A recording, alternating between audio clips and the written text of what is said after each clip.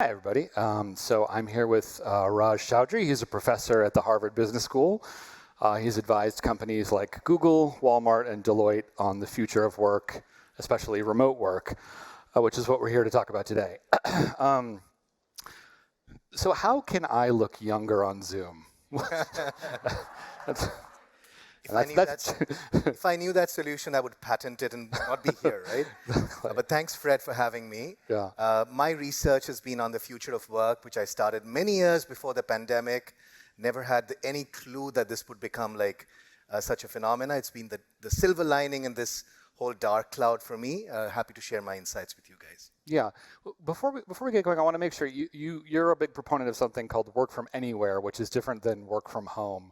So before we can go any further, let's just very clearly define that. What's the difference between work from anywhere and work from home? Right. So I love remote work, but I hate working from just one place. So I was telling Fred, I'm also a musician. I've worked from my studio, from my car.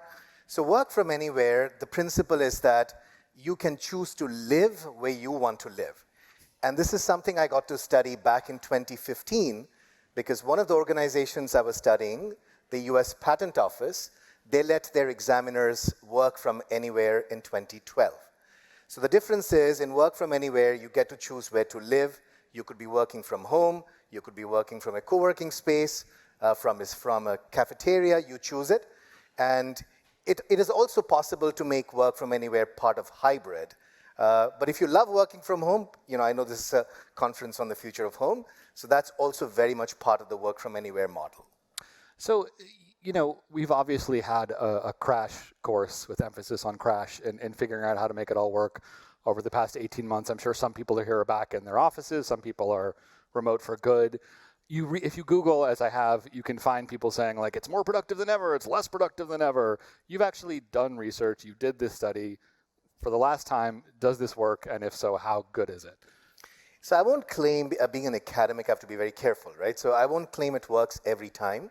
But the study we did looked at the US patent examiners. And they moved, as I said, from office to work from home, and then from work from home to work from anywhere. They left Alexandria, Virginia. They moved to Florida. They moved to California, all different parts of the country. And that all happened in 2012 and 13. And I won't bore you with the details. We spent years looking at the data very carefully, and we found productivity went up 4%. And there were also lots of other interesting things we found. So we found on average, people moved to cheaper to live towns. So I met a woman, a very talented examiner. She said, now for the first time, I can afford childcare because I'm in a cheaper town, and that makes me more productive. We found the older workers moved to Florida, and that was really cool. It was like kind of an early retirement for them. So they were still employed, getting a salary, but now living in Florida. So, obviously it's good for them. Is it good for the businesses that let them do it, I guess, is a big question. Because I think it's presumed that, of course, you want to have the most freedom you can. Tell me what the studies show about, like, the companies that let workers do this or encourage workers to do this. Yeah, it's a great point, Fred, and that frustrates me because much of the debate we read in the popular press is about workers want to have this flexibility, but the bosses don't. I see work from anywhere as a win-win. And in summary, I'll tell you 3 good reasons why companies should embrace work from anywhere. First, you get to now hire from anywhere. If you embrace work from anywhere, you are not constrained to just the local labor market of where you have an office. So you can hire designers in, like Kenya, in Canada, in Kansas. You can also experience productivity gains, like my study showed. The costs go down. So I studied a real estate company, EXP, and many of you might know EXP. And what we found in the EXP case was that Glenn Sanford decided to go all remote in 2009. And part of that drove his valuation to be higher than Redfin today because he paid better commissions to the real estate agents. But finally, can I make? No, sure. It also leads to a more equal workplace for women because there's at least 2 decades of research which has shown that women have borne the brunt of dual career situations. You get a great opportunity, but you can't relocate. In work from anywhere, you don't have to move anywhere. So I think it's a great win-win. I'm sorry, Fred. No, that's totally fine. I was just making the point that if you do this, the most obvious benefit for the company is you don't have to pay for an office. You know what I mean? And so you can scale up or big or down as quickly as you want. Absolutely. So, just to play devil's advocate, some people have tried this. IBM, I think, and Yahoo famously did try it before the pandemic. I mean, everybody's tried it for the past 18 months, and they went back. They decided not to do it. I'm curious, like, why? Why didn't it work? So it's a good question again. So I've studied both the failed examples and successful examples now. And one of the biggest reasons why it doesn't work, and also why it works, is I see the transition to work from anywhere as an organizational transformation. You have to do things differently. You have to mentor people differently. You have to socialize differently.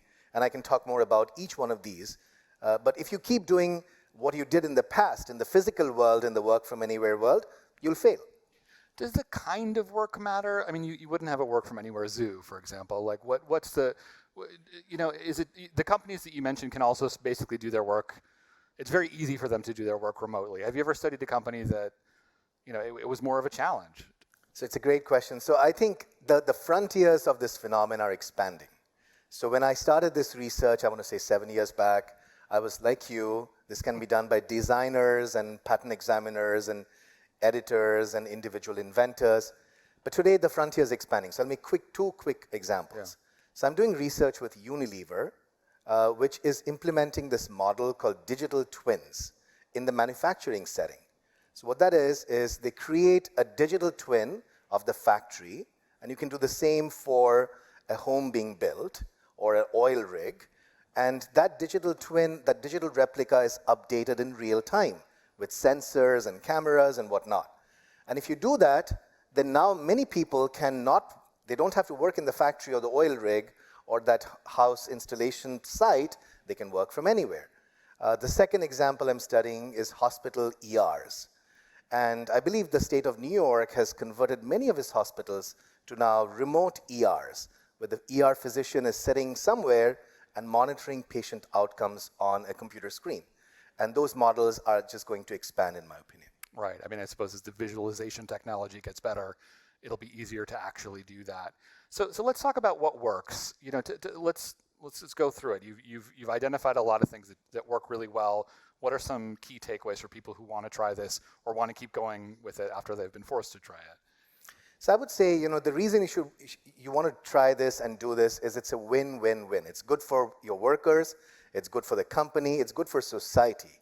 So one of the things I'm super excited about is work from anywhere creates an opportunity now for talent to move to smaller towns all over America, which will lead to more housing demand in these places. So one example I'm studying is in Tulsa, Oklahoma, and they started attracting remote workers in 2018. And I believe they've already moved more than 1,000 families now. So I think it's good for small towns like Tulsa. It's presumably good for large cities like New York, which have been overcongested and resources are just like splitting apart. And I think it's good for the company and the worker. In Tulsa, they actually offered people like $10,000 to move there. They did, yes. Gotcha. No comment on Tulsa. I'm curious, you talk in some of your work about some of the advantages of working from anywhere, working remotely. You talk about people can sort of have these randomized interactions. It's like people who are interns can interact with the CEO in a way they wouldn't normally. Tell me a little bit about that, what you've learned there. So when I started this research about 2 years back, one of the objections I start getting from some very senior CEOs, and I won't name them, was, Raj, don't we interact with people in the cafeteria, and we're going to lose that? And then you go back to 30 years of research, and there was a professor at MIT, Tom Allen, and he documented in a 1977 book that, yes, we talk to people in the cafeteria, but those are people within 25 meters radius of where we sit in the office. So we meet the same people every day and have the same conversations. And think about that. Like, if you are an intern, if you're a new employee, you would never press the elevator button, go to the CXO suite, and knock the door of the CEO and say, let me have a water cooler conversation with you. But you can break that. Brought my own water cooler. Yeah, sorry. But the thing is, you can break those barriers in the virtual world because everyone is sitting on that same tile on Zoom or whatever. There's no hierarchy. And that's the experiment I ran at a very large global bank out of New York. And what we did is we met the interns, talked to the really, really senior managers randomly, and we found those interactions led to better performance and a better chance of getting a job offer. So, I mean, this is a little bit ephemeral, but I mean, I miss seeing my coworkers every day. We're full-time remote at Business of Home, by the way, and you know, I do think that there's a lot of things that go smoother and go well, but there's this socialization that I think people do really crave. I mean, how do you get that while working from everywhere, working from anywhere? No, it's a really important point. And the way I think about this is we have two kinds of social connections at work. One is what I call the broad connections. I just know a little bit of Fred and a little bit of someone else, and I don't need to know a lot, right? And those connections you can very effectively build virtually. But then there's a second kind of connection, which is your deep connections. And those are between the mentors and the mentees, the team. I think for that, you need to come together in a place for a few weeks, a few days. And even the all remote companies I've studied, which don't have any offices, they bring their folks together at retreats a couple of years. And then you go wining and dining, you make memories, and then you go back to working from anywhere for like months. Yeah, it's funny. I was talking to someone the other day they went full-time remote, and instead of an office, they put that money towards like a 2-week vacation in Aruba for all the entire staff. And I was like, you guys hiring right now? Or it was a very, very compelling idea. You also talk about having this thing called like an internal Wikipedia, just so everybody knows, you know, there's an answer for every question, just in case you can't, you know, reach out to your coworker. Tell me about that a little bit. Sure. So I think one of the challenges you run up against if you are working from anywhere is you can't tap the shoulder of a colleague and say, hey, how do I file an invoice? Or where are the bathrooms here, right? You don't have bathrooms in a virtual world, good. But you get the point. So I think the solution to that problem of not knowing how to do things is to just write up.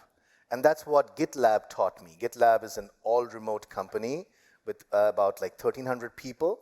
And they have their own internal Wikipedia, if you may, where there's an answer to every question. And if there's none, then please write that up. And people are measured on that, and they're incentivized to do that. And it's an awesome solution to not having a shoulder to tap. So that's something. I think what I like about that too is that it also forces you to have a good answer to those questions. Because I think since we went remote, so people ask me questions like, well, how do we do this? And I give them an explanation. And as I'm saying it out loud, I'm like, that makes no sense. We need to fix that. So it's a good opportunity to audit. Let's talk about what doesn't work. You know, a lot of people are, you know, they went full-time remote because they had to. Then some people started coming back in. Other people are still working remotely. I can tell you're probably not a fan of that, but why not? Why doesn't that work in your mind? So I think my prediction is what we're going to get like, long-term steady state is some form of hybrid. And I think everyone will tell you that today. But there's one thing I would like to sort of point out. In my mind, there's a good hybrid and there's a terrible hybrid. So let me tell you what the terrible hybrid is first. Let's start there. The terrible hybrid is when everyone does what they want to do. So you and I, Fred, are on the same team. I come to office Monday, Tuesday. You come Thursday, Friday. We never meet. And so you have two classes of citizens who don't share information, who don't share connections, and that's terrible. The good hybrid is when the team decides when they need to come together. It could be in an office, could be in a retreat. So when we come together for like a week a month or a couple of weeks every quarter, everyone shows up. So we can work from anywhere. We meet together to socialize. That's the bottom line of a good hybrid model. Right. So then you don't create sort of two classes of employees, you know, the people who are close to the boss and everybody else. I just want to bring it up because we have a Zoom happy hour at my office, but you're not a fan of that. I'm curious to hear why. I enjoy it. It's fun. So we talked about building these broad connections through virtual water coolers. Right. And people say, Raj, that's Zoom happy hour. And I hate Zoom happy hours because it's the same 5 people who show up every Friday. And these are typically extroverts. No introvert ever goes to a Zoom happy hour. Yeah. And you talk about the same things again. So it just beats the purpose of making broad connections. So a virtual water cooler is a random interaction. And it has to be mandatory. Yeah. So in the companies I've worked with, everyone has to come together for 20 minutes, and you never know who you're going to meet. You might meet someone from engineering today, and next week you might meet the CEO, and the third week you might meet Martha Stewart. So I think that's the whole fun about a virtual water cooler. Well, I'd sign up for that. Yeah, the Zoom happy hour thing definitely hit close to home. Tell me what else doesn't work? Like, what are things to avoid? I mean, you've touched on two big ones, but is there anything else? Are there mistakes that people continually make when they try to do this? That's a profound question. There are lots of mistakes. Lots of mistakes. So I think it's a series of steps, and a little bit of like plugging in. So I've written an article in the Harvard Business Review about 10 processes that need to be reimagined. So I won't go through all of them, but one thing I'll point out which is critical to manage in a work from anywhere world, and that's wellness. You don't want people to fall through the cracks. Mm-hmm. So you really want to reach out to people. You need to train managers to call people, irrespective of if they're coming to the office or not, right? As a manager, you need to look out for everyone.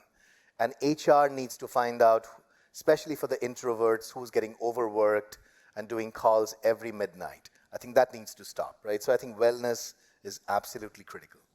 So, I'm sure when you explain this to people, you get a lot of skepticism. I would imagine from this audience, at least part of the skepticism comes from the fact that we work with a lot of fabrics and physical materials. It's a lot easier to say, hey, what do you think of this fabric than let me send you a virtual reality. I mean, it's difficult to do. Is that a meaningful obstacle? Is that going to change in the future? What's your answer to that question? So you guys know a lot more on fabrics than I do, so I won't lecture you on that. But I think the principle which I think will work is short periods of temporary co-location, where people come together for a week a month, or a couple of weeks every quarter, and then do whatever you have to do in those 2 weeks. That's a lot of fabric. That's a lot of fabric. And then Right. you go off and live where you want to live for the rest of your time. Yeah. Well, so what do you tell? I mean, I would imagine a lot of people are just are like, no, you have to be in the office. I'm sure you've had that exact conversation. Like, this is a cute theory, but like, they're coming back into the office. What do you tell them? So at some point, I've stopped arguing with such people. And, Gotcha. and as you can guess, there's a certain demographic, like the CEO sitting in the investment bank, right? Yeah. So, I think the thing is, what I tell them, don't tell them in some cases, is there are going to be two kinds of companies going ahead. One's that is going to embrace work from anywhere, and they're going to be the magnets for talent, attracting talent and retaining talent. And the second kind, which will be in denial, trying to turn time back. Mm-hmm. And I feel those companies will lose talent. I think that's just the reality of what's going to happen. So you have to make a choice as a leader, what kind of company you want to lead, and take your company along. It's difficult to make predictions, but I don't have the numbers in front of me, but I know at the beginning of the pandemic, obviously so many companies did some version of remote work. That number has since gone down. It's still obviously historically very high. I'm not asking you to make a prediction about the percentage of companies that are trying it, but where is this headed? Like, is this just going to go up and up and up and up? Is there a ceiling? Tell me like where this space is headed over the next few years. So my prediction is, once again, because of market forces, if you don't offer the option of work from anywhere or flexibility, your competitor will, and people will start getting phone calls. I think my prediction is we'll settle in that world. And my prediction is in 5 or 10 years, we won't call it remote work, it'll just be work. That's how we'll work. And I'll give you like one quick factoid which points me in that direction. There's just a race going on now between countries to attract remote talent. And the way they're doing it is offering a 6-month or a 1-year visa where you can come to Barbados or Estonia or Indonesia or Costa Rica or UAE and work, in some cases, tax-free. So I think there's just a war for talent going on between companies, between countries, and that's going to fuel the phenomenon. And you also, I'm not sure how many details you can share about this project, but in some cases, individual cities are trying to develop a remote working culture. Can you share a little tantalizing tidbit about that project? Fred is really good on picking up side-stage conversations. Yeah. So, get out that NDA, take a quick look. It's one of my pet projects right now. So I'm working with this really beautiful European city, and I'm sure that's like every city in Europe. And what they're trying to do is convert the whole city into a workplace. So when I stepped in here and said interior work, decoration, they're trying to make the whole city, like every park, every shopping mall, into a workplace. So there'll be foldable tables and chairs which you can use. You go and work in the park one day, and then you take the bridge to the mall the next day, and you never know who you're going to meet. So I think there's a lot of experiments going on worldwide on this phenomenon. Gotcha. Well, we do have a little bit of time for questions, so if anyone, I'm not sure if we have a microphone set up, but you could also just raise your hand. Yes, say your name and your company. And Gala Magrina Design. Raj, thank you. I'm a primarily commercial interior designer. So this conversation has been on my mind a lot. And being that my business has suffered from all of this, I've actually really enjoyed working from home. My employees have. And the only thing, and I totally agree with everything you're saying, and I think it's such a brilliant way to think of the future. My worry is here in America, we're also suffering from a lot of social isolation, mental health issues. How have your studies picked up on that? Those people that are hiding behind screens or maybe showing up as somebody else in front of a screen. And what are those long-term repercussions if you've looked into those? Thank you, Dal. This is such a great question. So two thoughts. So, in the case, I'll give you an example of what the US Patent Office did. So given that they let their people work from anywhere, what happened over time was people found people. And they started creating these local communities which would meet in the shopping mall or the golf course, and they would talk a little bit about work or talk a little bit about their personal lives. So what I call these the virtual communities of practice. But I think that happened serendipitously in that organization. As a CEO or a leader, you should encourage that to happen. People to find people in their local communities where the kids can get to know each other. We are humans. We need that connection. And I feel, with these digital nomad experiments, so I'll give you one other example. There's a whole village in Portugal which is being converted into a remote work village. And so I think if it's happening in Portugal, why can't it happen in Brookline, right? And I feel we need that connection. Companies should encourage it. We should be proactive in making that happen. And the last thing I'll say is that the job of HR is not to monitor productivity. It is to monitor wellness. We really need to look out for our employees and figure out who's falling through the cracks. Next question. I'll clap to that. Hi, that kind of goes along. So this is a question from one of our virtual audience members. They're wondering, how does one monitor productivity of a remote worker?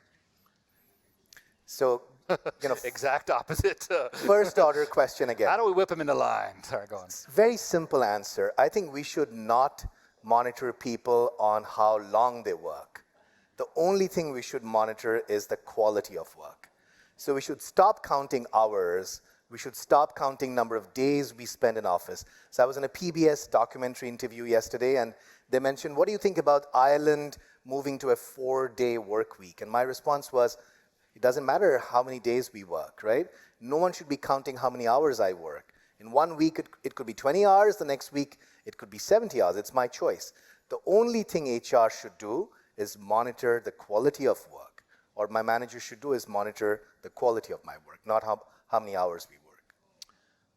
Are there any other questions, or are we good? No? There is one more from online. Sorry, I'm not. I think the fact that these are virtual questions, Yeah, we have to you're answer good. them. Yeah. Somebody was curious about what you think if showrooms have a future, if many people start working from home. So I think, I've not thought about showrooms per se, but I've thought about the office. And I'll tell you what's happening to the physical office. The physical office, in my mind, is less becoming a place where we go to work. It's going to become a place where we go to socialize. So I know of some experiments. A Dropbox, for instance, is creating collaboration studios in the office. I know of an insurance company, a large insurance company, that is creating community kitchens and band rooms in the office where people can come and cook a meal together. So I feel the physical showroom might still exist and probably should exist for experiential reasons, but it needs to be complemented maybe with a digital showroom where designers can work together in their virtual time. All right. Thank you. Well, thank you so much, Raj. This was really entertaining and interesting. Thank you so much.